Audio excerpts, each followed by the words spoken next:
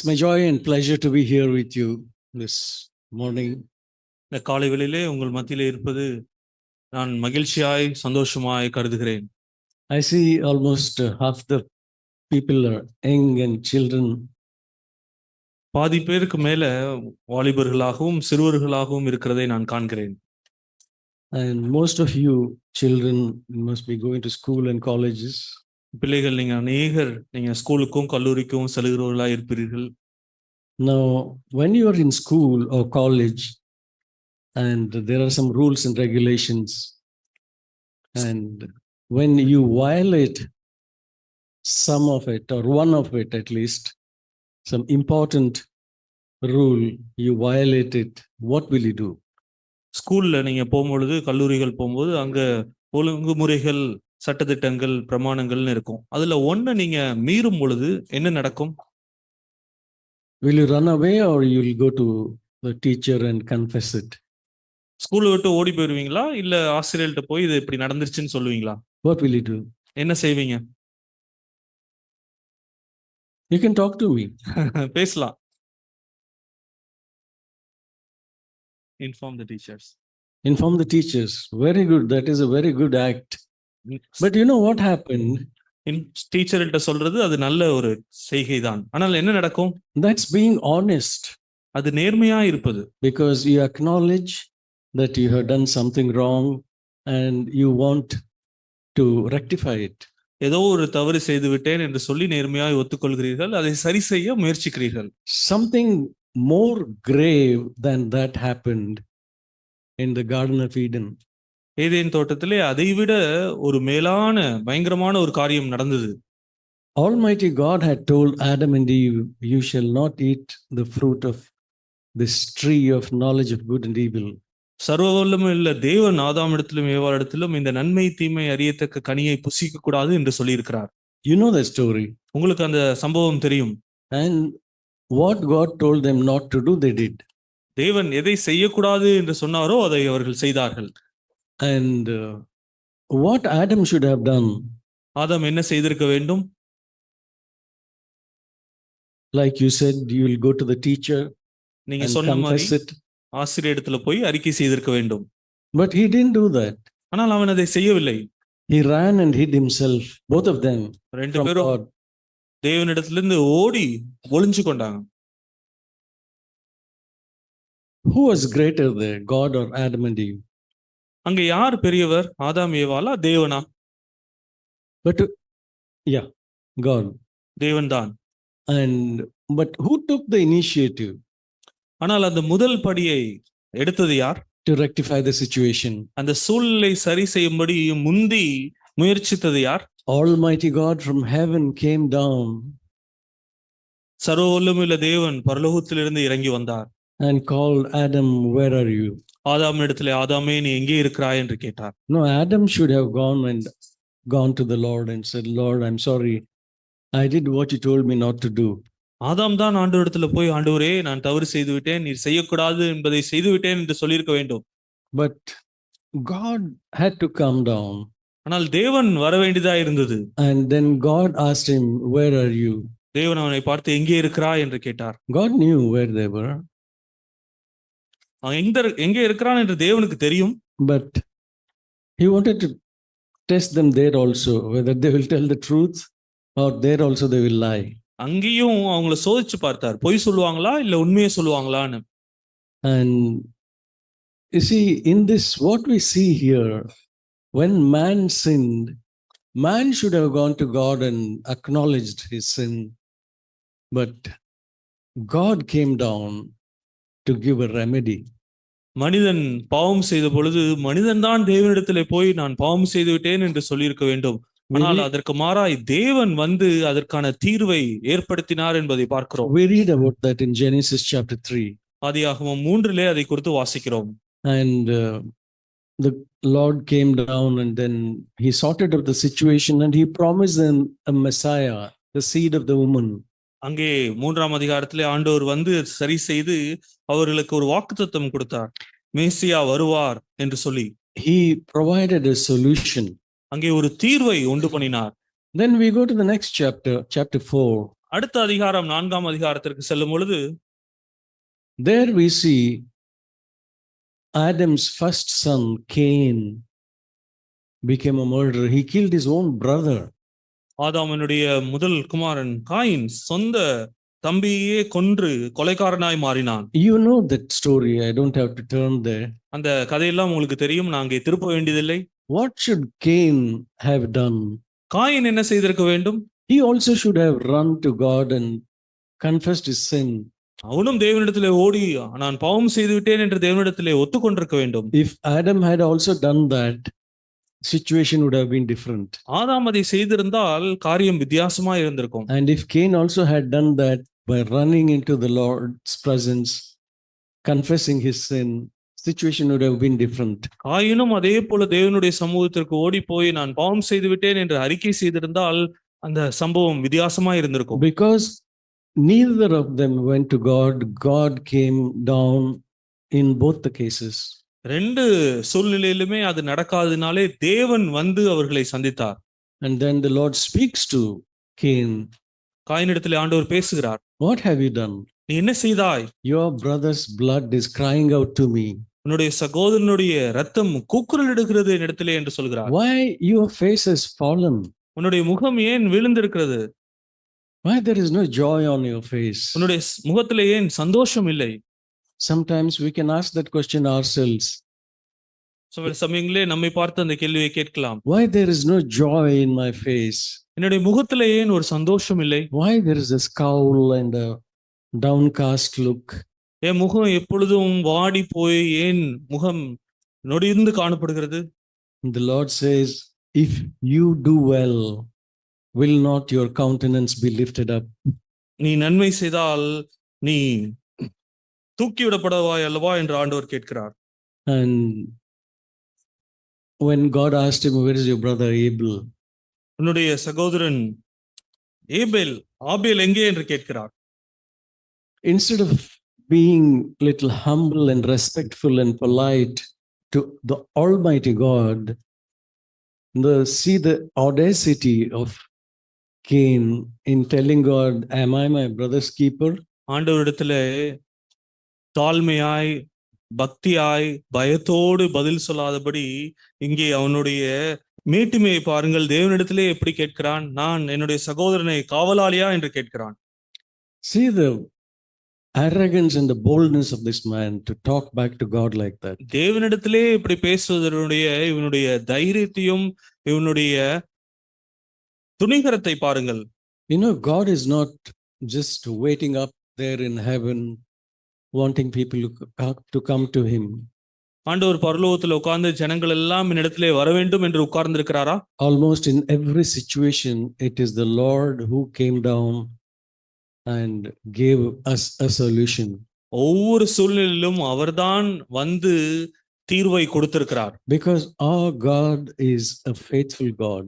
ஏனென்றால் நம்மளுடைய தேவன் ஒரு உண்மையுள்ள தேவன். You know, when we write a letter to somebody, at the end of the letter we say, yours faithfully so and so. ஒரு கடிதம் நாம் எழுதும் போது அது கடைசியா எப்படி முடிக்கும்? உண்மையுடன் இவன் என்று சொல்லி நாம் முடிப்போம்.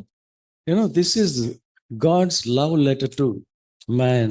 இதுதான் தேவன் மனுஷனுக்கு எழுதின அவருடைய அன்பின் கடிதம். And you know, at the end what he says, அதனுடைய முடிவிலே என்ன சொல்லுகிறார் தெரியுமா? God writes, yours faithfully, your father.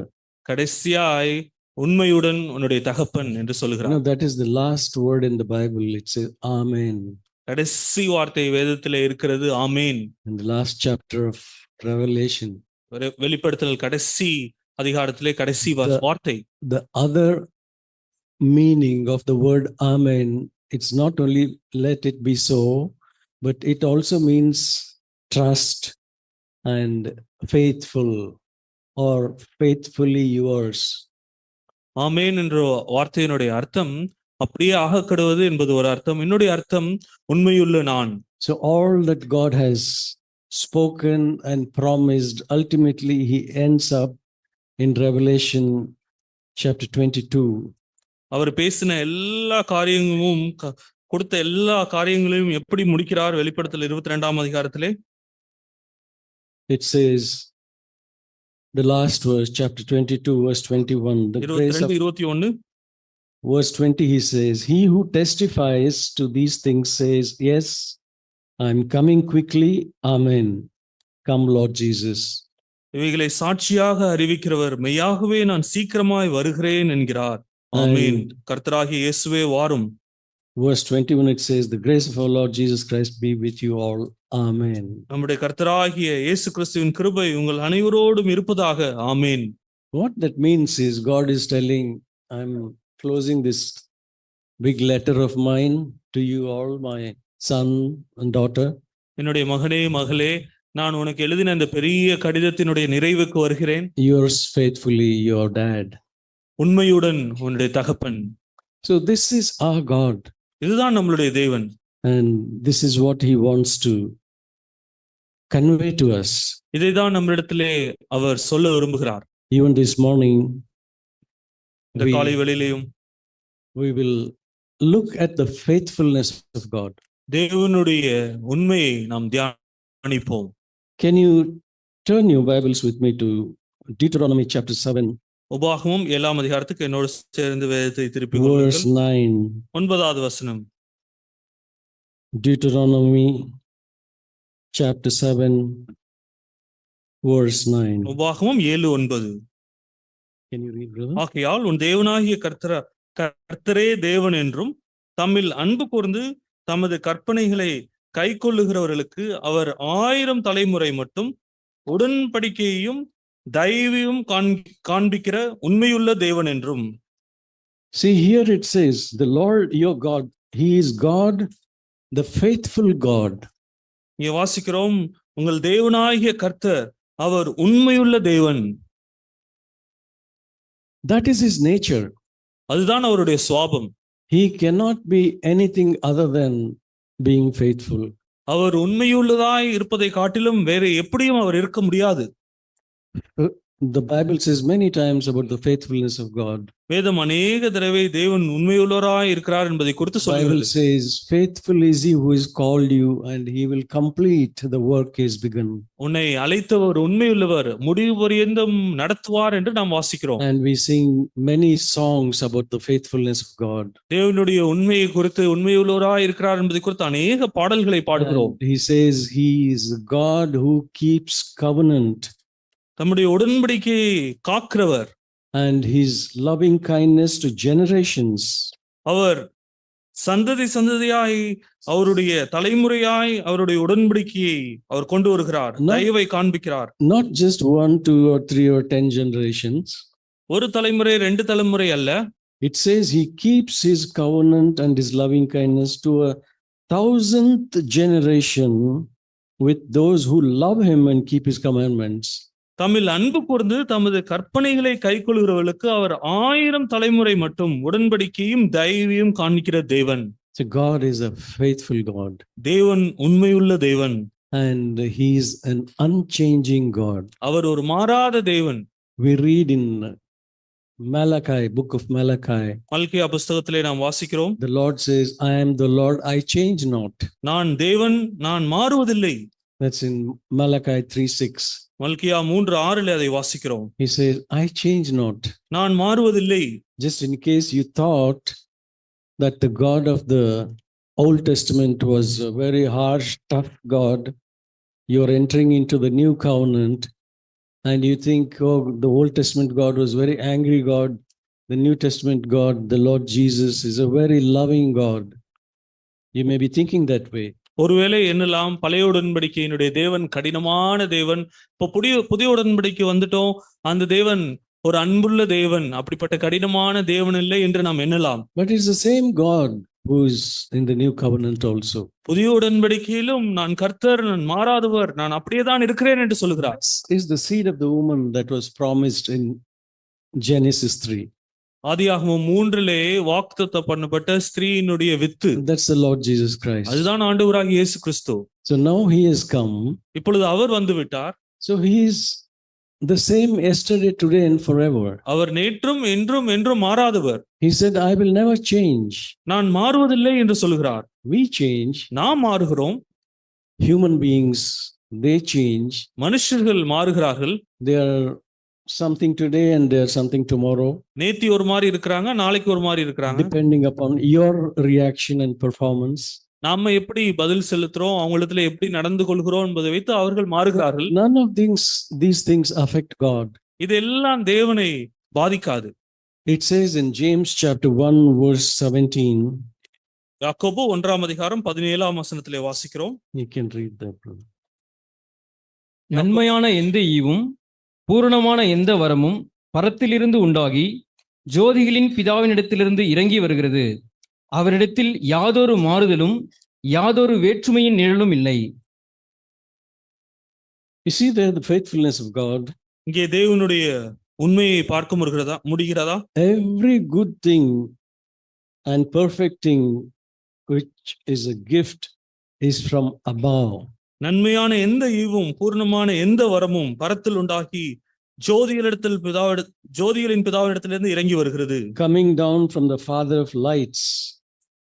அங்கே ஜோதிகளுடைய பிதாவினிடத்திலிருந்து இறங்கி வருகிறது. In whom there is no variation, means he is one thing today, is another thing tomorrow, depending upon his mood. He is not a moody God.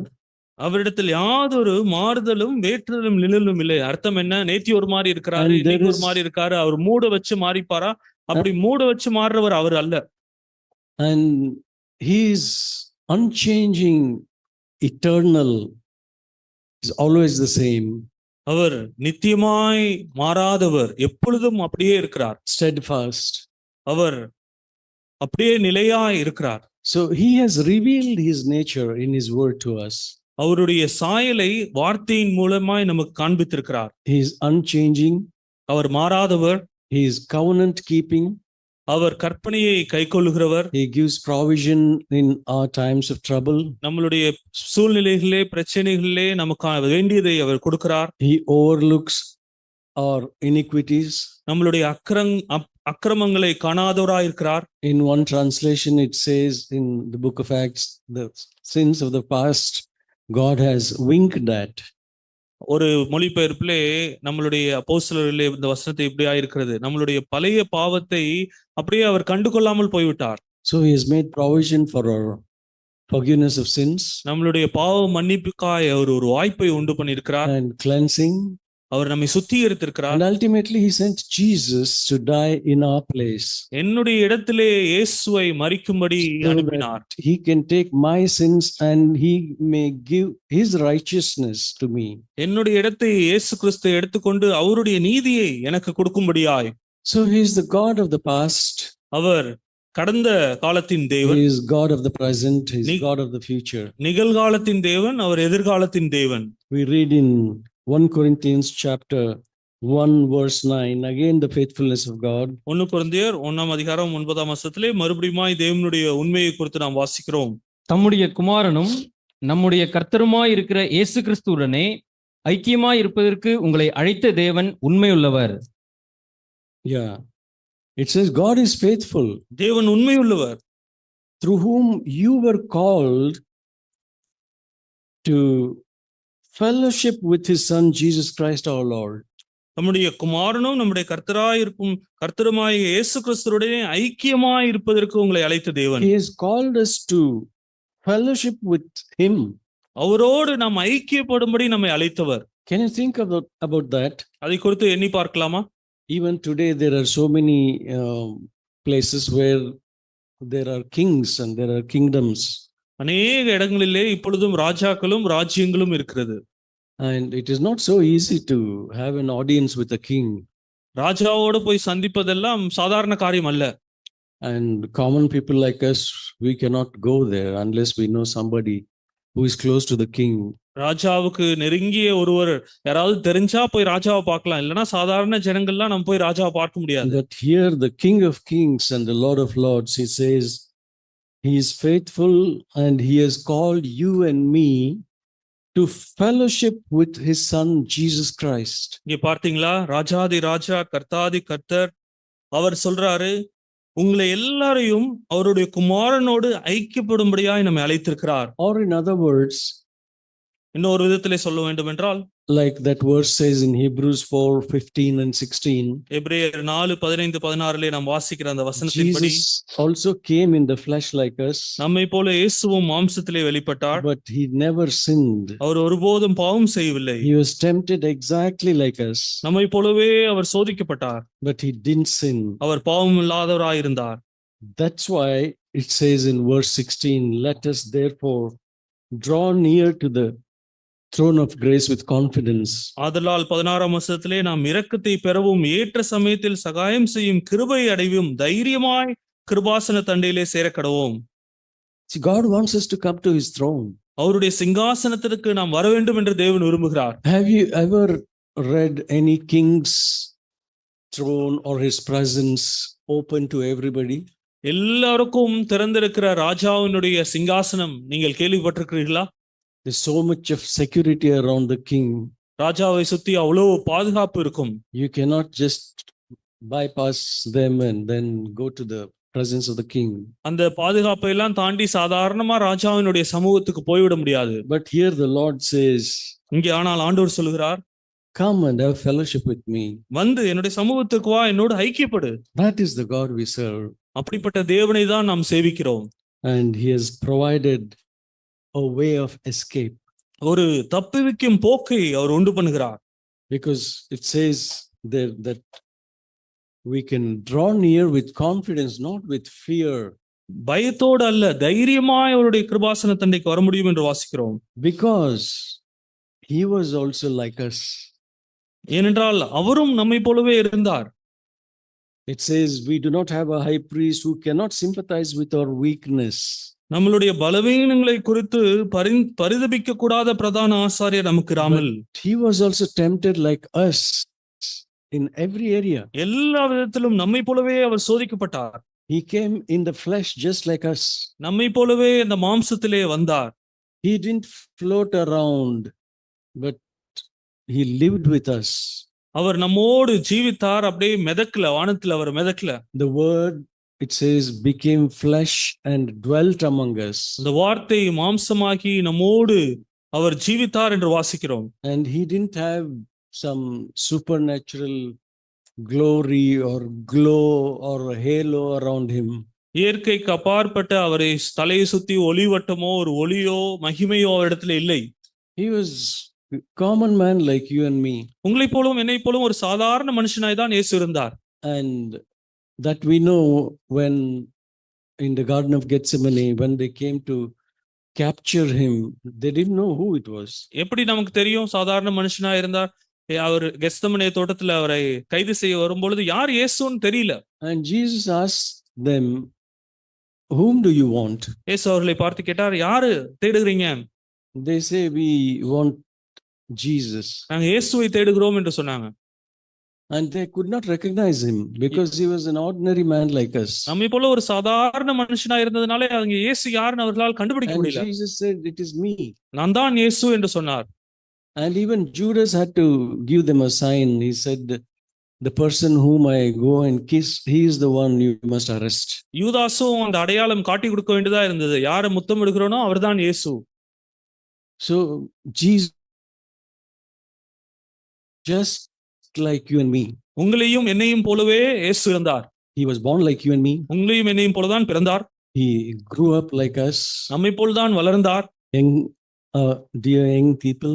வாலிபர்களே, Jesus also was a boy like you. இயேசுவும் உங்கள் போல சிறு பையனாய் இருந்தார். He was a teenager like you. உங்களை போல ஒரு 10 பருவத்தில் இருந்தார். He was in his 20s. அவரும் 20 வயசுல இருந்தார். He became 30. 30 வயசானது. And then when the Lord saw his 30 years of life on this earth, he said, this is my beloved son in whom I am well pleased. 30 வருட அவருடைய பூமிக்குரிய வாழ்க்கையை பிதா பார்த்ததுக்கு அப்புறம் இவர் என்னுடைய நேசகுமாரன், இவரில் நான் பிரியமாய் இருக்கிறேன் என்று சாட்சி கொடுத்தார். 30 years he lived a sinless life and pleased the Father. 30 வருடம் பாவமில்லாத வாழ்க்கையை வாழ்ந்து பிதாவை பிரியப்படுத்தினார். You know, we human beings in one day we sin more than 30 times. மனுஷர்களாய நாம் ஒரு நாளிலே 30 தடவைக்கு மேல பாவம் செஞ்சிடறோம். But 30 years, Jesus never even sinned once, either in thought, word, or deed. ஆனால் 30 வருடம் இயேசு கிறிஸ்து சிந்தையிலோ செயலிலோ நோக்கத்திலோ பாவம் செய்யவில்லை. Because he was tempted like you and me, உங்களையும் என்னையும் போல அவர் சோதிக்கப்பட்டதினால் it says he is compassionate towards us. நம்மேல் அவர் மனதுருக்கமா இருக்கிறார் என்று வாசிக்கிறோம். That's why it says you come to him. ஆகவேதான் அங்கே வாசிக்கிறோம், என்னிடத்திலே வாருங்கள். And that too, how you should come, not crawling or trembling. எப்படி அவரிடத்திலே வரணும்? நடுங்கி கொண்டு அப்படியே வரணுமா? Come to him with confidence and You was- boldness, தைரியத்தோடு வர வேண்டும். so that we may receive mercy for our past sins, நம்ம பழைய பாவங்களுக்காய் நாம் இரக்கத்தை பெற்றுக்கொள்ள முடியும். that is forgiveness, அது மன்னிப்பு. and grace to help in time of need, it says. ஏற்ற சமயத்திலே சகாயம் செய்யும் கிருபை. Grace is help. கிருபை என்றால் உதவி. We also read earlier, my grace is sufficient for you, ஏற்கனவே நாம் வாசித்தோம், என் கிருபை உனக்கு போதும். and my power is made perfect in your weakness. உன் பலவீனத்திலே என் வல்லமை பூர்ணமாய் விளங்கும். So grace is equal to power. கிருபை என்பது வல்லமை. Grace is also help. கிருபை என்பது உதவி. Grace is also strength. கிருபை என்பது பலன். That's why it says, so that we may receive grace to help in time of need.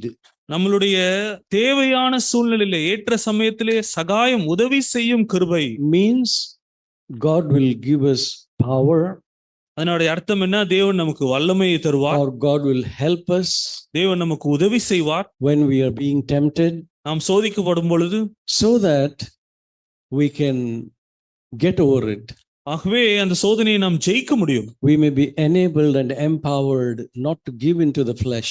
சுயத்திற்கு நாம் இடம் கொடுக்காதபடி நான் பலப்பட முடியும். You know that well-known verse in many times we speak about that in the church. இந்த சபையிலே அடிக்கடி பேசுகிற ஒரு வசனம் In 1 Corinthians 13:10, 1 கொரிந்தியர் 13:10 உங்கள் எல்லாருக்கும் தெரிஞ்ச வசனம். நிறைவானது வரும்போது I'm sorry, I'm sorry, not that verse. 1 Corinthians 10:13. 1 கொரிந்தியர் 10:13. மனுஷருக்கு நேரிடுகிற சோதனை அல்லாமல் வேறே சோதனை உங்களுக்கு நேரிடவில்லை. தேவன் உண்மையுள்ளவராய் இருக்கிறார். உங்கள் திராணிக்கு மேலாக நீங்கள் சோதிக்கப்படுவதற்கு அவர் இடம் கொடாமல் சோதனையை தாங்கத்தக்கதாக சோதனையோடு கூட அதற்கு தப்பிக்கொள்ளும்படியான போக்கையும் உண்டாக்குவார். See, this should really encourage each one of us.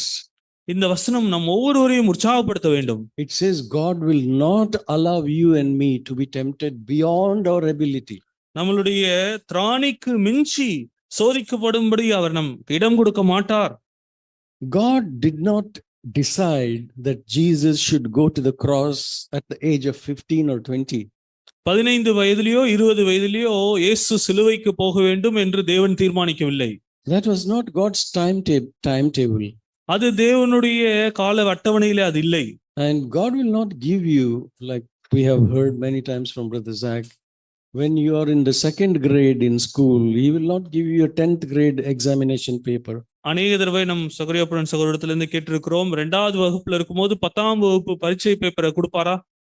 Today what you are, God will test you only according to your ability. இந்த நாளிலே நீங்க எப்படி இருக்கிறீங்களோ அந்த திராணிக்கு தக்கதாய் தான் தேவன் உங்களை சோதிப்பார். And it says here, He will not allow you to be tested beyond your ability. உங்கள் திராணிக்கு மிஞ்சி மேலாக சோதிக்கப்படுவதற்கு அவர் இடம் கொடுக்க மாட்டார். Because God is faithful. ஏனென்றால் தேவன் உண்மையுள்ளவர். Again that word, faithful God. மறுபடியுமாய் அந்த வார்த்தையை வாசிக்கிறோம், உண்மையுள்ள தேவன். And it says He will not allow you to be tempted beyond what you're able, but with the temptation will provide you the way of escape so that you may be able to endure it. அந்த சோதனையோடு கூட தாங்கத்தக்கதாக சோதனையோடு கூட அதற்கு தப்புவிக்கும் போக்கையும் தப்பிக்கொள்ளும்படியான போக்கையும் உண்டாக்குவார். He will provide you a way of escape, means he will give you grace to overcome that. இந்த தப்புவிக்கும் போக்கை உண்டாக்குவார் என்பதன் அர்த்தம் என்ன? அதை மேற்கொள்வதற்கான கிருபையை அவர் தருவார். Provided you acknowledge your weakness and helplessness and come to him in all honesty and sincerity, then the Lord will give you his grace. அது எப்போ நடக்கும்? நான் நேர்மையாய் என்னுடைய பலவீனத்தை ஒத்துக்கொண்டு அவரிடத்துல ஆண்டவரே உடைய கிருபை எனக்கு தாரும் என்று கேட்கும் பொழுது அந்த கிருபையை தருவார். So he is faithful to his covenant. அவருடைய வாக்குத்தத்தத்திற்கு அவர் உண்மையுள்ளவர். You will not be tempted beyond your ability. உங்களுடைய திராணிக்கு மிஞ்சி உங்களை அவர் சோதிக்கப்படுவதற்கு இடம் கொடுக்க மாட்டார். And even when we sin, நாம் பாவம் செய்தாலும், sinning is not God's will.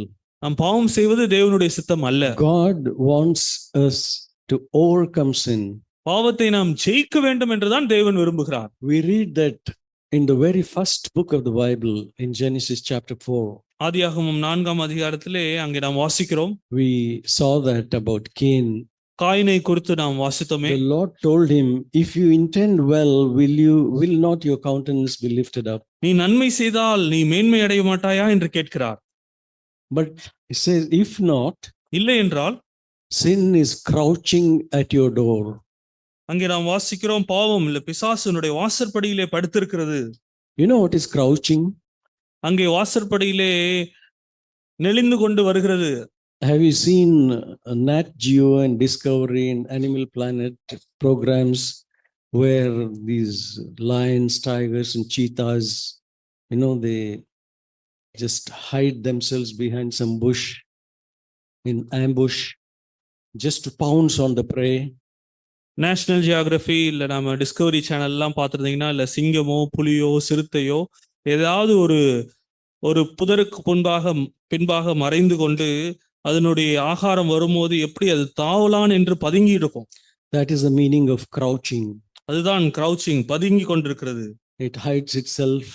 மறைந்து கொண்டு suddenly it jumps on the prey. திடீர்னு அதனுடைய உணவின் மேல பாயும் and carries it away to eat. அதை தின்றுவிடும். That is what the Lord is telling there. அதுதான் ஆண்டவர் இங்கே சொல்கிறார். Sin is crouching at your door. பாவம் உன்னுடைய வாசற்படியிலே பதுங்கி இருக்கிறது. Its intention is to have you.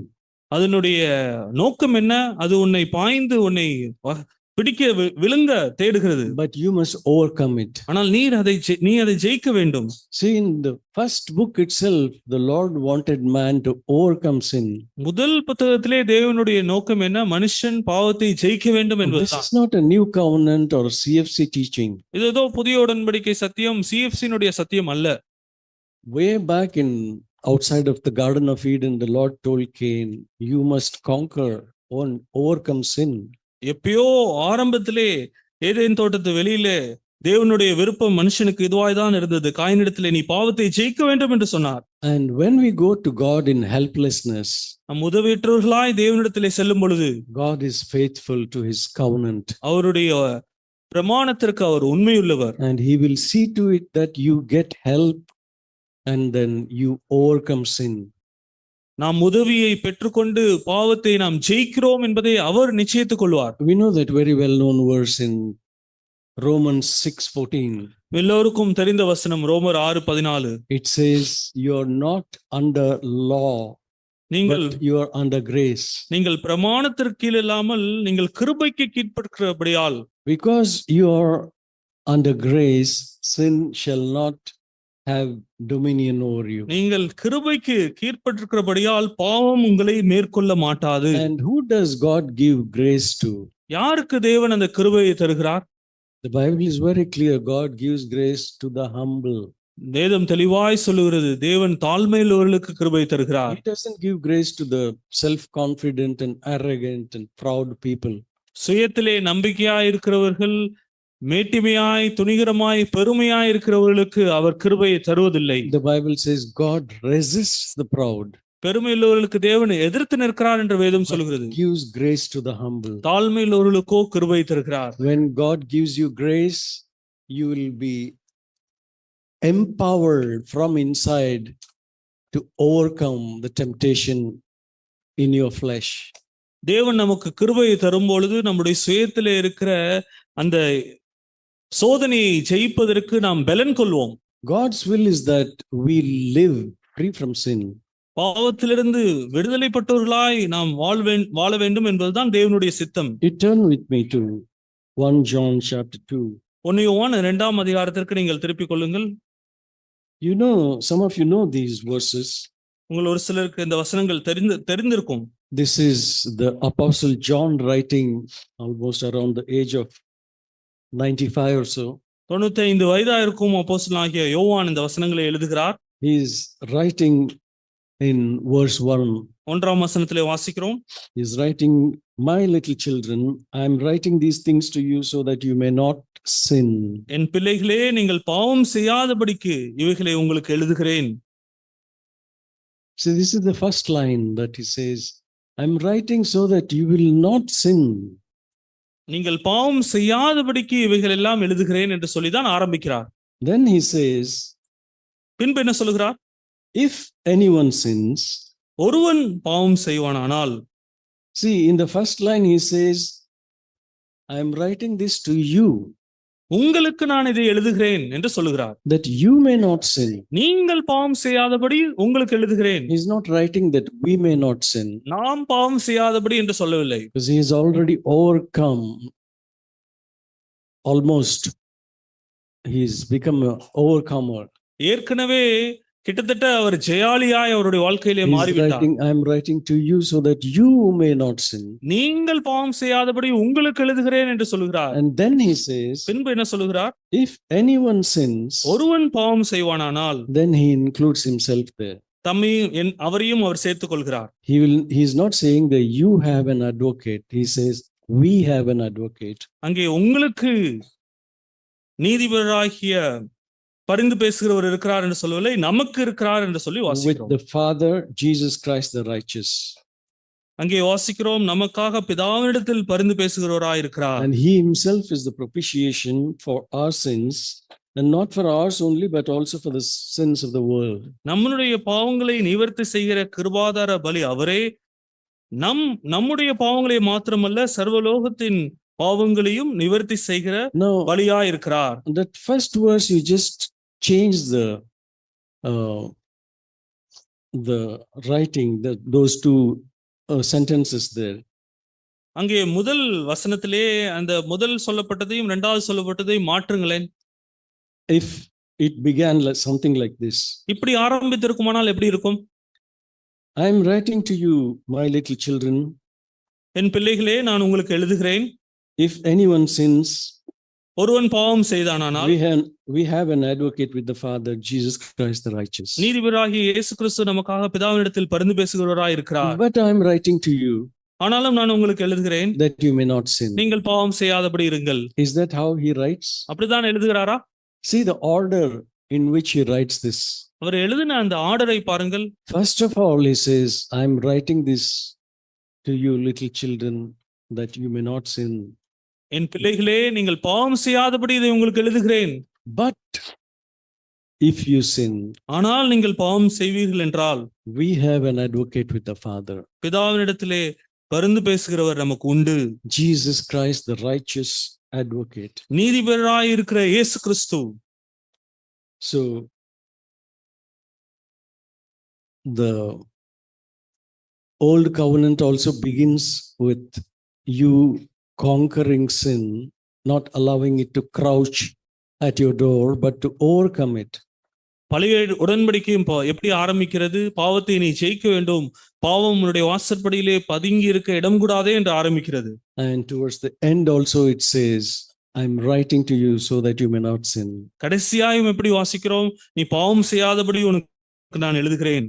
And further, in the same chapter, அதே அதிகாரத்திலே வாசிக்கிறோம், John writes, யோவான் எழுதுகிறார், "He who sins is of the devil, பாவம் செய்கிறவன் பிசாசினால் உண்டாயிருக்கிறான்." because Satan is the liar and the father of lies and sins. பிசாசானவன் பொய்யனும் பொய்க்கு தகப்பனும் பாவங்களுக்கு தகப்பனுமாயிருக்கிறான். Sin entered into this universe through Satan's sin, first sin, original sin.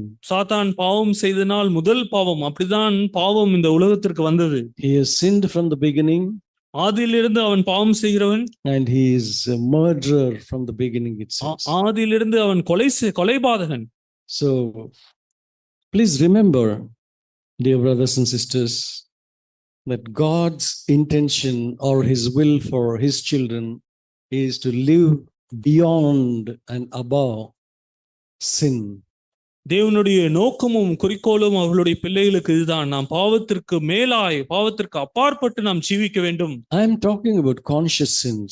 நான் எதை குறித்து பேசுகிறேன்? தெரிந்த பாவம். There was a time when we were all dead in sins and trespasses. ஒரு காலத்திலே அக்கிரமத்திலும் பாவத்திலும் மரித்து போயிருந்தோம். It says in Ephesians 2:1.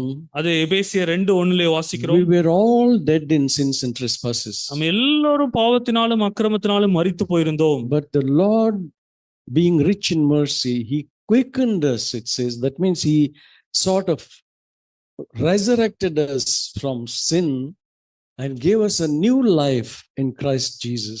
தேவனோ கிறிஸ்து இயேசுவுக்குள்ளாய் நம்மை உயிர்ப்பித்தார். இரக்கமுள்ளவராயிருந்து உயிர்ப்பித்து ஒரு புதிய வாழ்க்கையை கொடுத்தார். The Bible says, if any man is in Christ, he is a new creation. வேதம் சொல்லுகிறது, எந்த மனுஷன் கிறிஸ்துவிலே இருக்கிறானோ அவன் புது சிருஷ்டியா இருக்கிறான். All things passed away, behold, all things have become new. பழையவைகள் எல்லாம் கடந்து போயிற்று, எல்லாம் புதிதானது. So the Lord gives us a resurrected life, as it were. ஒரு உயிர்த்தெழுதலான ஜீவனை தேவன் நமக்கு கொடுக்கிறார். And with that new resurrected life, he wants us to live in fellowship with him, so that we say no to the flesh or no to sin and yes to God. அந்த உயிர்த்தெழுதலான அந்த ஜீவனோடு நாம் வாழும் பொழுது பாவத்திற்கு இல்லை என்று மறுப்பு தெரிவித்து இயேசுவுக்கு, அவருக்கு ஆம் என்று சொல்லி அவரோடு ஐக்கியப்பட்டு வாழும்படி அவர் விரும்புகிறார். Just a few words above that, it says in chapter 1 verse 8. 1ஆம் அதிகாரம் 8ஆம் வசனம், 1 யோவான் 1:8 ஒரு சில வசனங்களுக்கு மேலாய் நாம் வாசிக்கிறோம். If we say we have no sin, நமக்கு பாவம் இல்லை என்போமானால் we are deceiving ourselves and the truth is not in us. நம்மை நாமே வஞ்சிக்கிறவர்களாய் இருப்போம், சத்தியம் நமக்குள் இராது. And verse 6 again, it speaks about fellowship. 6ஆம் வசனத்திலே மறுபடியும் ஐக்கியத்தை குறித்து வாசிக்கிறோம். If we say we have fellowship with God and yet walk in the darkness, we lie and we do not practice the truth. நாம் அவரோடு ஐக்கியப்படுகிறோம் என்று சொல்லியும் இருளிலே நடக்கிறவர்களாய் இருந்தால் சத்தியத்தின்படி நடவாமல் பொய் சொல்லுவர்களாய் இருப்போம். But if we walk in the light as he himself is in the light, we have fellowship with one another. அவர் ஒளியிலே இருக்கிறது போல நாமும் ஒளியிலே நடந்தால் ஒருவரோடு ஒருவர் ஐக்கியப்பட்டிருப்போம். And the blood of Jesus his son cleanses us from all sin. அவருடைய குமாரனாகிய இயேசு கிறிஸ்துவினுடைய இரத்தம் சகல பாவங்களையும் நீக்கி நம்மை சுத்திகரிக்கும். You know, this verse, the blood of Christ cleanses us from all sin, is not taken out of context. இந்த வசனம் இயேசு கிறிஸ்துவினுடைய இரத்தம் சகல பாவங்களையும் நீக்கி நம்மை சுத்திகரிக்கும் என்பது அதனுடைய பின்னணியிலிருந்து எடுக்கப்பட்டு விட்டது. The blood of Jesus cleanses us from all sin only if we walk in the light as he himself is in the light. இயேசு கிறிஸ்துவினுடைய இரத்தம் சகல பாவங்களையும் நீக்கி நம்மை சுத்திகரிக்கும் என்பது எப்ப சாத்தியம்? நாம் அவர் ஒளியிலே இருக்கிறது போல நாமும் ஒளியிலே நடந்தால் மட்டுமே. Then we have fellowship with him. அப்பொழுது அவரோடு ஐக்கியப்பட்டிருப்போம். It is like coming to great light. ஒரு பெரிய ஒளிக்கு நாம் வருகிறோம் என்று வைத்துக் கொள்வோம். You know, you are all looking at my shirt. நீங்க எல்லாம் என்னுடைய ஷர்ட்டை பாக்குறீங்க, சட்டையை பாக்குறீங்க. You think I am wearing a very clean shirt. நான் ஒரு நல்ல கிளீனான ஷர்ட், சுத்தமான ஷர்ட் போட்டிருக்கேன்னு நினைக்கிறீங்க. But if there is a bright light and a magnifying glass, ஒரு பயங்கரமான வெளிச்சம் இருக்கு, அங்கே ஒரு மேக்னிஃபை கிளாஸ், பூத கண்ணாடி இருக்குன்னு வைத்துக் கொள்வோம். so if this is the eyes of God. இதுதான் தேவனுடைய கண்கள். So if you look at my shirt with that bright light and magnifying glass, You can see so many particles of dust or lint or maybe some small black dots and things like that. அந்த பெரிய வெளிச்சத்தோடு அந்த பூத கண்ணாடியிலே பார்ப்போம் என்றால் அதிலே நிறைய dust இருக்கிறத, அங்க சின்ன சின்ன துகள் இருக்கிறதையும், அங்கங்கே கருப்பு புள்ளிகள் இருக்கிறதையும் காணலாம். That is what it means. If we walk in the light as he himself is in the light, then I realize what a filthy man I am. நாம் அவரோடு நாம் ஒளியிலே நடக்கும் பொழுது, அவருடைய ஒளியிலே என்னை பார்க்கும் பொழுது எவ்வளவு ஒரு மோசமான மனுஷன் நான் என்பதை பார்க்க முடியும். The holiest man who lived in Israel at that time was Isaiah. அவருடைய காலகட்டத்திலே வாழ்ந்த ஒரு பரிசுத்தமான ஒரு மனுஷன் ஏசாயா. You see, up to 5th chapter, he went on denouncing, "Oh, unto this people, oh, unto that people," etc. 5 அதிகாரம் வரை இவருக்கு ஐயோ அவருக்கு ஐயோ என்று எல்லாருக்கும் ஐயோ ஐயோ என்று சொல்லி வந்தார். And in chapter 6, we read about him when he came face to face with God. He had a vision. He saw himself like a wretched man, wretched sinner. 6ஆம் அதிகாரத்திலே தேவனை நேருக்கு நேராய் சந்தித்த பொழுது ஒரு தரிசனத்திலே எவ்வளவு மோசமான ஒரு பாவி என்பதை அவர் உணர்வடைந்தார். He recognized what a sinful man he was. அவர் எவ்வளவு பெரிய மோசமான பாவி என்பதை உணர்வடைந்தார். He stopped saying, "Oh," to those people. மற்றவர்களுக்கு ஐயோ என்று சொல்வதை He நிறுத்திவிட்டார். started saying, "Oh, unto me," he said now. எனக்கு ஐயோ என்று சொல்ல ஆரம்பித்து விட்டார். Because he was in the presence of God. ஏனென்றால் அவரோட தேவனுடைய சமூகத்திலே The இருந்தார். same thing happens when we come face to face with God and we are walking in the light, in fellowship with him. More and more sin we discover in ourselves, which we didn't know that they were existing there. நம்மளுடைய வாழ்க்கையிலும் அதுதான் நடக்கும். நாம் அதிகமாய் ஒளியிலே நடந்து அவரோடு ஐக்கியப்பட்டிருக்கும் பொழுது ஏற்கனவே என்னுடைய வாழ்க்கையிலே இருந்தது என்று தெரியாத பாவங்கள் எல்லாம் நமக்கு தெரிய வரும். But God doesn't leave us there helpless. அங்கே நம்மை அப்படியே உதவியற்றவர்களாய் பாவத்தை காண்பித்து விட்டு விடுவதில்லை. An angel came. ஒரு தூதன் வந்தார். He took a live coal with a tongue. குறட்டிலே அந்த அனலை எடுத்து, And he brings that live coal and touches Isaiah's lips. ஏசாயாவினுடைய உதட்டை தொட்டார். See, the angel didn't touch that live coal with his bare hands. அந்த தூதர் அந்த நெருப்பு துண்டை கையினால் தொடவில்லை. He took a tongue. அங்கே ஒரு குரடை எடுத்தார். And that live coal, when it touched Isaiah's lips, it didn't burn him.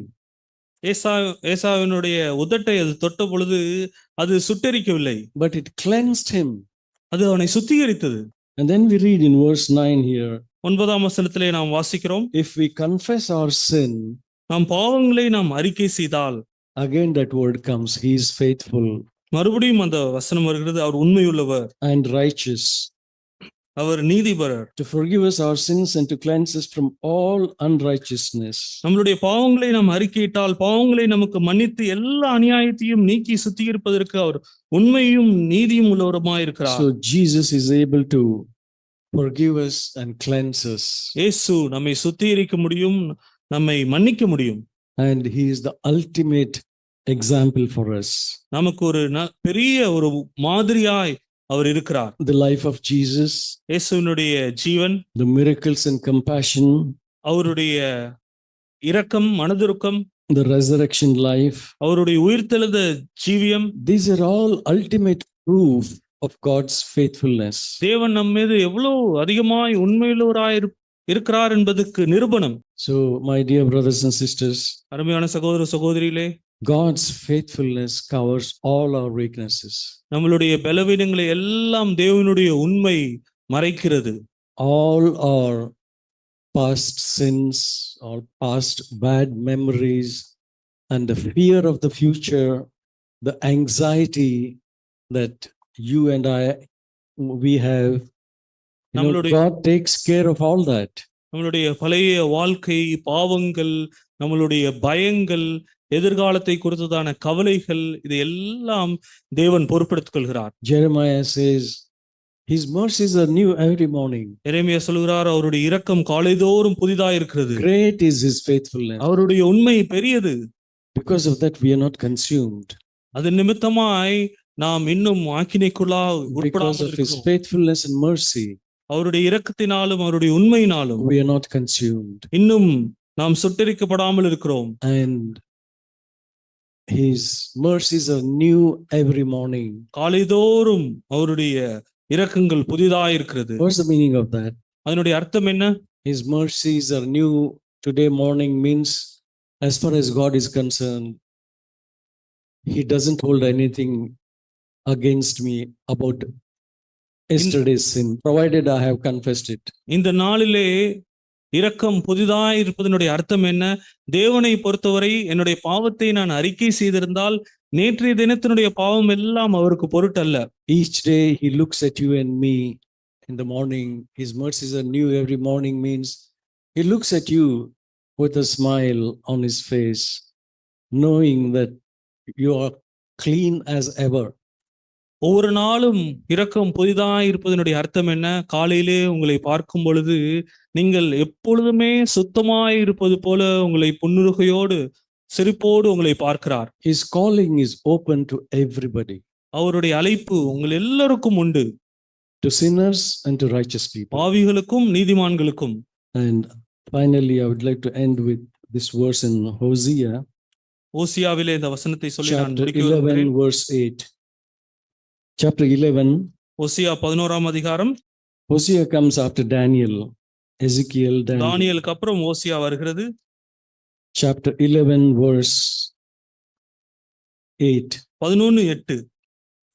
You know, in the Bible, எப்பிராயீமே, Yeah. நான் உன்னை எப்படி கைவிடுவேன்? இஸ்ரவேலே, நான் உன்னை எப்படி ஒப்புக் கொடுப்பேன்? நான் உன்னை எப்படி அத்மாவைப் போல ஆக்குவேன்? உன்னை எப்படி செபோயிமைப் போல வைப்பேன்? என் இருதயம் எனக்குள் குழம்புகிறது, என் பரிதாபங்கள் ஏகமாய் பொங்குகிறது. see, we read here in this book about the sins of Ephraim. இங்கே எப்பிராயீமினுடைய பாவத்தை குறித்து இந்த புத்தகத்திலே வாசிக்கிறோம். He went on sinning against God over and over and over again. மறுபடியும் மறுபடியும் மறுபடியுமாய் தேவனுக்கு விரோதமாய் இங்கே பாவம் செய்கிறான். You know, God could have destroyed them like he destroyed Sodom and Gomorrah. Sodom குமாராவை அழித்தது போல எப்பிராயீமை தேவன் அழித்திருக்கலாம். But God, it says, he is rich in mercy, அவர் தேவன் இரக்கத்திலே ஐஸ்வர்யம் உள்ளவராய் இருக்கிறார் என்று rich in வாசிக்கிறோம். compassion. மனதிருக்கத்திலே ஐஸ்வர்யம் உள்ளவராய் இருக்கிறார். That's why he says, despite all the blunders and sins and wickedness that Ephraim committed, எப்பிராயீம் செய்திருந்த அவ்வளோ தவறுதல், மீறுதல்கள், பாவங்கள் எவ்வளவா இருந்தாலும் ஆண்டவர் சொல்லுகிறார், the Lord, he says, how can I give up on you, Ephraim? எப்பிராயீமே, நான் எப்படி உன்னை ஒப்பு கொடுப்பேன்? How can I surrender you நான் to judgment, O Israel? இஸ்ரேலே, நான் உன்னை எப்படி நியாயத்தீர்ப்புக்கு ஒப்பு கொடுப்பேன்? How can I make you like Adma and Zeboim? ஆத்மாவை போலவும் செயோபியை போலவும் உன்னை எப்படி நான் வைப்பேன்? You know, Adma and Zeboim were two cities near Sodom and Gomorrah that got destroyed in the fire of Sodom and Gomorrah. Sodom குமாரா பக்கத்துல இருந்த 2 பட்டணங்கள், அதுவும் அக்கினினால் சுட்டரிக்கப்பட்டது. ஆத்மா, செயோபி, செபோய். How can I make you like them? உன்னை எப்படி அப்படியாய் மாற்றுவேன்? I don't want to treat you like Sodom and Gomorrah. He says. Sodom குமாராவை போல உன்னை நடத்த மாட்டேன். My heart is turned over within me. என்னுடைய இருதயம் உன்னை நிமித்தமாய் ஏகமாய் பொங்குகிறது. All my compassions are kindled towards you. என் பரிதாபங்கள் ஏகமாய் பொங்குகிறது. Says, I will not execute my fierce anger. I will not destroy Ephraim again. என்னுடைய உக்கிர கோபத்தின்படியே செய்ய மாட்டேன். எப்பிராயீமை அழிக்கும்படி திரும்ப மாட்டேன். Because I am God and not man. ஏனென்றால் நான் மனுஷன் அல்ல, தேவனாய் The இருக்கிறேன். Holy One in your midst. நான் உன் நடுவில் இருக்கிற பரிசுத்தர். I will not come in wrath. ஆகையால் பட்டணத்துக்கு விரோதமாக வரேன். Dear brothers and sisters, அருமையான சகோதர சகோதரிகளே, let's think about the love of God. தேவனுடைய அன்பை குறித்து நாம் எண்ணி பார்ப்போம். Think about his grace. அவருடைய கிருபையை குறித்து எண்ணி பார்ப்போம். about his compassion, அவருடைய மனதுருக்கத்தை குறித்து எண்ணி about his பார்ப்போம். heart. அவருடைய இருதயத்தை குறித்து எண்ணி பார்ப்போம். Respond to him. அவருக்கு நாம் உத்தரவு செய்வோம். If some of you are struggling with habitual sins, ஒரு சிலர் தொடர்ந்தேச்சியாய் பாவத்திலே போராடி கொண்டிருக்கிறீர்களா? there is no sin that God cannot cover. தேவன் மூட முடியாத, மறைக்க முடியாத பாவம் ஒன்றும் இல்லை. There is no sin which God cannot deliver you from. தேவன் உங்களை விடுதலையாக்க முடியாத பாவம் என்று ஒன்றும் இல்லை. He says, come, let us reason together. வா, நாம் வந்து விவாதம் செய்வோம் என்று அழைக்கிறார். Though your sins are as scarlet or as crimson, they shall be like wool, உன்னுடைய பாவங்கள் like snow. செக்க செவேன் என்றிருந்தாலும் வெண்பஞ்சை போல வெண்மையாக்குவேன். The blood of Christ cleanses us from all sin. இயேசு கிறிஸ்துவினுடைய இரத்தம் நம்மை சகல பாவங்களிலிருந்தும் நம்மை சுத்திகரிக்கும். Let's be honest நாம் நேர்மையாய் வருவோம். and not pretend நாம் நடிக்க வேண்டாம். that everything is fine with me when it is not. எல்லாம் என் இடத்துல சரியா இருக்கு, ஆனா காரியம் சரியா இல்லாத பொழுது நடிக்க வேண்டாம். Come to him அவரிடத்திலே நாம் வருவோம். like the tax collector came to the Lord. ஆண்டவரிடத்திலே அந்த Luke 18. லூக்கா 18 அந்த வரி வசூலிக்கிறவன் ஆண்டவரிடத்திலே வந்தது போல Tax collector and the Pharisee went to the temple to pray. அந்த ஆசாரியரும் இந்த வரி வசூலிக்கிற ஆயக்காரனும் அந்த தேவாலயத்திற்கு ஜெபிக்கும்படி போனார்கள். Both prayed. ரெண்டு பேரும் ஜெபித்தார்கள். One man, he boasted about himself, about his righteousness, about his sacrifices. ஒருவன் அவனுடைய தியாகத்தை குறித்தும் அவனுடைய சேவையை குறித்தும் நீதியை குறித்தும் மேன்மை பாராட்டுகிறான். He was telling God as if God doesn't know any of those things. ஆண்டவருக்கு இதெல்லாம் தெரியாதது போல ஆண்டவரிடத்திலே நான் என்னெல்லாம் செய்கிறேன் என்று சொல்லி காண்பிக்கிறான். Whereas here is another sinful man, இங்கே ஒரு பாவமான மனுஷன் standing far away. தூரத்திலே நின்று, It says there that he was not even willing to lift up his eyes to heaven, தன்னுடைய கண்களை வானத்துக்கு ஏறெடுக்க துணியாமல், because he was so overcome and convicted by his sins. அவருடைய பாவம் அவ்வளவா இருந்ததினாலே, உணர்வு இருந்ததினாலே, he just cried out one prayer, ஒரு ஜெபத்தை கூக்குரலாய் கதறுதலாய் ஏறெடுத்தார். beating his chest, அவருடைய மார்பை அடித்துக்கொண்டு, saying that God have mercy on me, the sinner. தேவனே பாவியாகிய என்மேல் கிருபையாயிரும் என்றான். He didn't say, God have mercy on me, a sinner. பாவியாகிய ஒருவனை என்று சொல்லவில்லை, நானே பாவி, என்மேல் இரக்கமாயிரும். He recognized that he is the greatest sinner of all. எல்லா பாவிகளிலும் பிரதான பாவி என்ற உணர்வு அவருக்கு இருந்தது. He was a sinner. அவர் ஒரு பாவிதான். And God heard his prayer. தேவன் அவருடைய ஜெபத்தை கேட்டார். And he sent him justified. நீதிமானாக்கப்பட்டவனாய் வீட்டுக்கு திரும்பி அனுப்பினார். The Apostle Paul also said almost the same thing towards the end of his life. அப்போஸ்தலனாகிய பவுலும் தன்னுடைய வாழ்க்கையின் முடிவிலே அதே காரியத்தை சொன்னார். He said, Jesus Christ came to save sinners, of whom I am the chief. பாவிகளை ரட்சிக்க வந்த இயேசு கிறிஸ்து என்று சொல்லி அவரை அந்த பாவிகள் எல்லாம் பிரதான பாவி நான் என்று சொல்லிக் கொண்டார். I am the greatest sinner, he said. நான் தான் அந்த பிரதான பாவி. Was he really sinning? அவர் அவ்வளவு அதிகமாய் பாவம் செய்து கொண்டிருக்கிறாரா? When he says sin shall not have dominion over you, பாவம் உங்களை மேற்கொள்ள மாட்டாது என்று அவர்தானே சொன்னார். you are dead to sin. பாவத்திற்கு மரித்திருக்கிறீர்கள் என்று How சொன்னார். can you still walk in sin? இப்பயும் பாவத்திலே நீங்கள் எப்படி நடக்க முடியும் என்று And கேட்டார். this man, towards the end of his life, he says, I am the greatest of sinners. இந்த மனுஷன் தன்னுடைய வாழ்க்கையின் முடிவிலே பாவிகளின் பிரதான பாவி என்று சொல்கிறார். Because the closer you come to God, ஏனென்றால் தேவனிடத்திலே அவ்வளவு அதிகமாய் நெருங்கி வருகிறோமோ, the more you realize your wretchedness, அவ்வளவு அதிகமாய் நான் நிர்பந்தமான மனுஷன் என்பதை உணர்வடைவோம். like Isaiah did. ஏசாயா செய்தது போல. Isaiah thought he was the worst of the lot. எல்லாவற்றிலும் மோசமான மனுஷன் நான் என்று சொல்லி ஏசாயா உணர்வடைந்தார். But the Lord had mercy on Isaiah. The Lord had mercy on the Apostle Paul. The Lord has mercy on us also, if we come to him in brokenness and repentance and honesty. ஏசாயாவினிடத்திலே தேவன் இரக்கமாயிருந்தார், பவுல் இடத்திலே இரக்கமாயிருந்தார், நம்மிடத்திலும் இரக்கமாய் இருப்பார் எப்பொழுது நாம் நேர்மையாய் மனத்தாழ்மையோடு அவரிடத்திலே வரும்பொழுது. David says in Psalm 51, a broken and a contrite heart, Lord, thou wilt not despise. சங்கீதம் 51 தாவீது சொல்லுகிறார், நொறுங்குண்ட இருதயத்தை நீர் அற்பமாய் எண்ணீர். You desire, புறக்கணியாதிருப்பீர். you desire truth in the inward parts. உள்ளந்திரங்களிலே நீர் உண்மையை எதிர்பார்க்கிறீர். God is not interested in our external truth or external activities. வெளிரங்கமான நம்மளுடைய உண்மையோ நாம் என்ன செய்கிறோம் என்பதையோ தேவன் God எதிர்பார்க்கவில்லை. is not interested in service, my dear brothers and sisters. அருமையான சகோதர சகோதரிகளே, உங்களுடைய சேவையிலே தேவனுக்கு விருப்பம் இல்லை. God is interested in you, உங்களிலே தேவன் விருப்பமாயிருக்கிறார். your heart. உங்களுடைய இருதயத்தை. Somewhere we read, these people honor me with their lips, but their hearts are far away from me. இவர்கள் தங்களுடைய உதடுகளினாலே என்னை மகிமைப்படுத்துகிறார்கள், இருதயமோ தூரமாயிருக்கிறது என்று The வாசிக்கிறோம். meaning of that verse means they are interested in only doing something for me.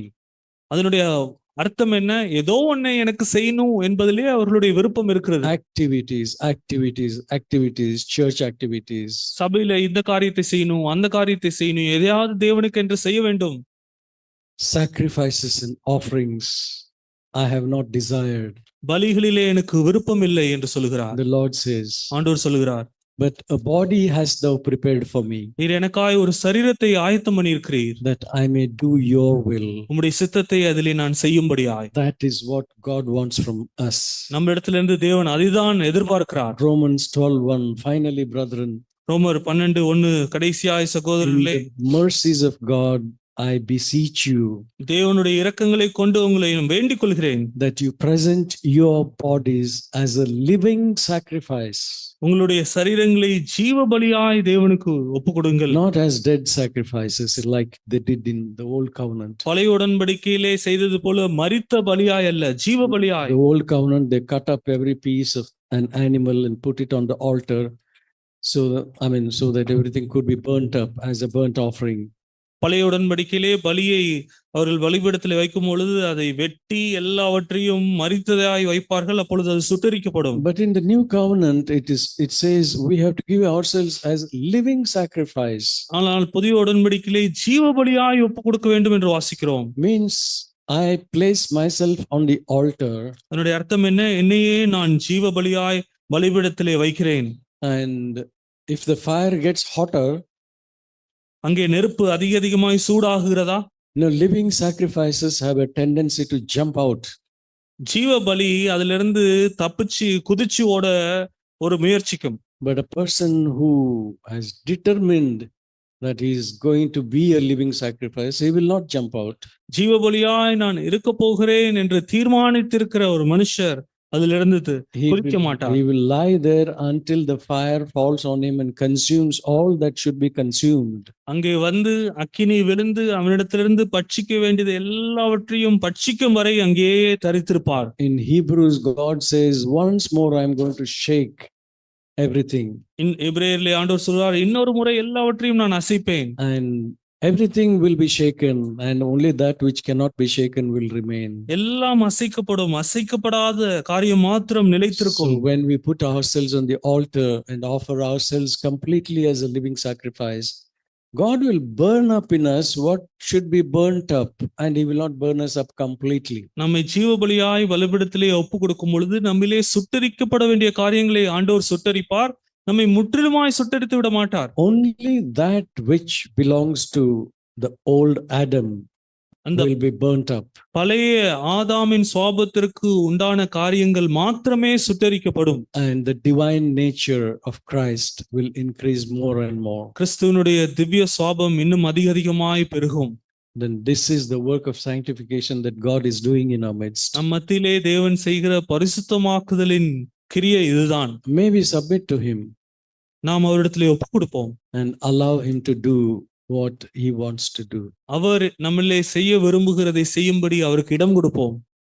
May the Lord bless these words. Shall we bow our heads in prayer? இந்த வார்த்தைகளை தேவன் ஆசீர்வதிப்பாராக. நம் தலைகளை தாழ்த்தி ஜெபிப்போம். Our dear Father, we thank you that you are a faithful and loving and compassionate God. தேவனே, நீர் உண்மையுள்ளவர், நீர் ஆண்டவரே எங்கள் மேல் மனதுருக்கமாயிருக்கிற அன்பாயிருக்கிற தேவன். உமக்கு நன்றி செலுத்துகிறோம். You will not be angry with us forever. என்றென்றும் எங்களோடு நீர் கோபமாய் இருப்பதில்லை. You are rich in mercy.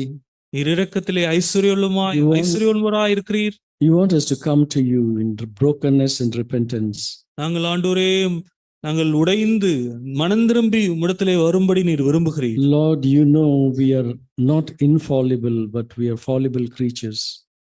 ஆண்டவரே நாங்கள் விலகக்கூடிய மனுஷர்கள், We are weak in ourselves, நாங்கள் பலவீனமாய் இருக்கிறவர்கள். but you are strong. நீர் பலமுள்ளவராய் இருக்கிறீர். You promised when we are weak, we'll be dynamite. நாங்கள் பலவீனமாய் இருக்கும் பொழுது நாம் பலமுள்ளவர்களாய் இருப்போம் என்று வாக்குத்தத்தம் பண்ணியிருக்கிறீர். We come to you in brokenness and in repentance and in sincerity and honesty. உடைபடுதலோடு நாங்கள் நேர்மையாய் நாங்கள் உம்மிடத்திலே வருகிறோம். Be merciful to me, எங்கள் மேல் இரக்கமாயிரும். the sinner. பாவியாகிய என் மேல் இரக்கமாயிரும். Cleanse me, என்னை சுத்திகரியும். wash me, என்னை ஆண்டவரே கழுவும். fill me with the Holy Spirit, உம்முடைய ஆவியினால் பரிசுத்தாவினால் என்னை நிரப்பும். that I may live this life that pleases you, உம்மை பிரியப்படுத்துகிற வாழ்க்கை வாழ எனக்கு உதவி செய்யும். so that you may say about me and about us, well done, good and faithful servant. என்னை குறித்தும் எங்களை குறித்தும் அந்த நாளிலே நீ உத்தமமாய் நடந்த ஊழியக்காரனே என்று சொல்வதை நாங்கள் கேட்கட்டும். Enter into the joy of the Lord. கர்த்தருடைய சந்தோஷத்துக்குள்ளே பிரவேசி. Thank you that the work that you have begun in us, you will complete. நீர் எங்களிலே ஆரம்பித்த அந்த கிரியை ஆண்டவரே நீர் நிறைவு செய்வீர். உமக்கு நன்றி செலுத்துகிறோம். And all of God's people said, தேவ ஜனங்கள் நாம் சொல்லுவோம், Amen. ஆமென். Amen.